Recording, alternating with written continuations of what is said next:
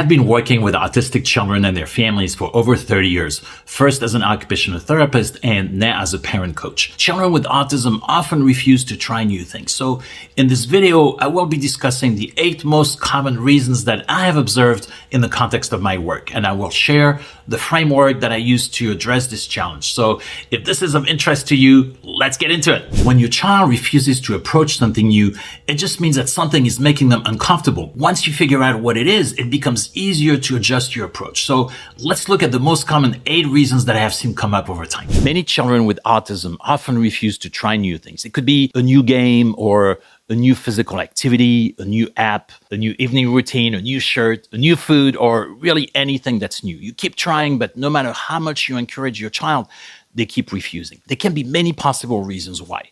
And if you don't know the reason, it will make it a lot harder to support your child in the process. So my goal is to give you a framework to help you understand what's stopping your child so that you can problem solve and find ways to make it easier for them to try new activities. So this understanding will not only help you to minimize some behavior problems, but it will also help you build a relationship with your child. The more your child feels that you understand them, the easier it will make it for them to feel safe and be willing to try new things. Number 1, dysregulated. If your child is dysregulated when you introduce something new, you will get the worst of them. It's only when we are regulated that we have enough bandwidth to explore and be willing to try new things. For example, if your child is already overstimulated from being at a birthday party, it may not be the best time to have them try a new food. They may need more time to transition coming home from school before tackling a new way to organize assignments. Number 2, terrified by the task.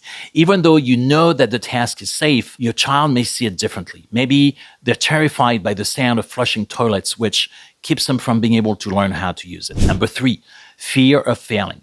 Your child may be so worried about making a mistake that they refuse to take the risk to even try. This often happens as a result of children being overprompted and overcorrected. This could be when trying to teach your 5-year-old how to zip up their jacket, or when encouraging your 10-year-old to answer homework questions, or teaching your 18-year-old how to drive. Number 4, not understanding the request. Maybe you're telling your child to come over to play a game, but they don't understand what the game is about, and the uncertainty makes it too stressful for them to even engage. Number 5, distracted. Attention and sensory challenges can make it really difficult to focus on what's important. Maybe the new backpack that you bought your child has a smell that is distracting or uncomfortable to them. Or maybe the seam on their shirt is creating a distraction of learning how to get dressed. Or the level of ambient noise or lighting in the room is too overwhelming and making it difficult for your child to even want to come in the room. Number 6, doesn't know how to get started. Maybe the task seems clear and straightforward to you, but your child doesn't know how to get started. It could be a task that requires organizing and sequencing, like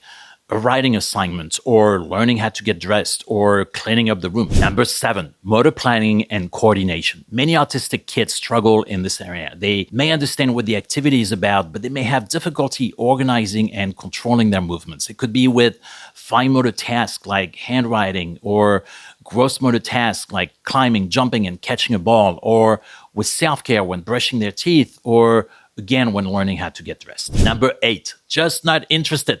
Let's remember that as adults, we're not interested in everything. We have our own personality and preferences. And even though we want to expose children to as many things as possible, we have to respect their individuality. Remember that if at any time we feel uncomfortable or unsafe, our brain is immediately wired to avoid that task. That's how the human brain is wired. Autism is not any different. So if your child is refusing to try something new, see it as an opportunity to dig deeper and understand your child better. Whatever you do, don't get in a power struggle, as it will make it even harder for your child to become motivated in the future. The last thing you want to do is to force your child to try something against their will, as it will create fear and confusion and trauma and damage the relationship. The goal is to shift from a compliance model to a relationship building model. And if you focus on creating safety for your child, they will feel more comfortable trying new things. So if your child is scared by the task, how can you reassure them? If they don't find the task interesting enough to engage, how can you make it more interesting? Look for ways to model the new activity or the new process in front of your child.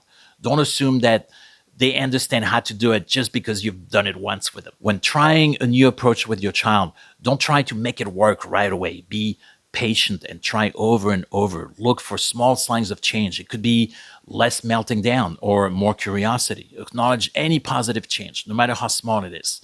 Your child needs to feel encouraged. And you also need to feel encouraged that your new approach is working. And least but not last, make sure that you're both as regulated as possible. If your child is dysregulated, their brain will not process the information and they'll be more likely to reject the situation. If you are dysregulated, exhausted, irritated, you will add a layer of difficulty to the situation for both of you. You won't have as much bandwidth at the moment to analyze the situation and decide on the best way to support your child. Your mental health is not only important for you, but also for your child. I hope this video has been helpful to you. I encourage you to try using this framework and pick a small situation to practice and see how it makes a difference. I'd love to hear your comments. See you next time.